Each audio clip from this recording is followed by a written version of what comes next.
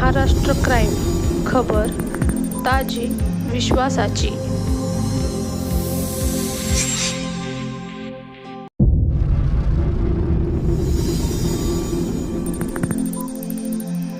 ऊसाच्या शेतामध्ये लपून छपून गांजाची लागवड करणाऱ्या एका शेतकऱ्याचा पर्दाफाश करण्यात कोल्हापूर स्थानिक गुन्हे अन्वेषण शाखेला यश आले आहे।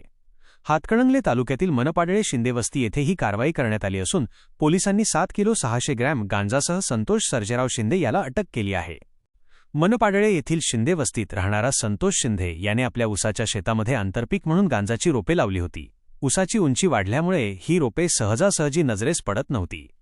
मात्र कोल्हापूर स्थानिक गुन्हे अन्वेषण शाखेला या अवैध शेतीबाबत खात्रीशीर माहिती मिळाली होती। मिळालेल्या माहितीनुसार पोलीस पथकाने शिंदेवस्तीत जाऊन प्रत्यक्ष शेतात छापा टाकला। यावेळी ऊसाच्या आड लपवलेली गांजाची हिरवीगार झाडे आढळून आली। पोलिसांनी घटनास्थळावरून 7 किलो 600 ग्रॅम वजनाचा ओला गांजा आणि इतर साहित्यासह एकूण 76,000 रुपये किमतीचा मुद्देमाल जप्त केला आहे। आरोपी संतोष शिंदे याला पुढील कारवाईसाठी वडगाव पोलिसांच्या ताब्यात देण्यात आले आहे।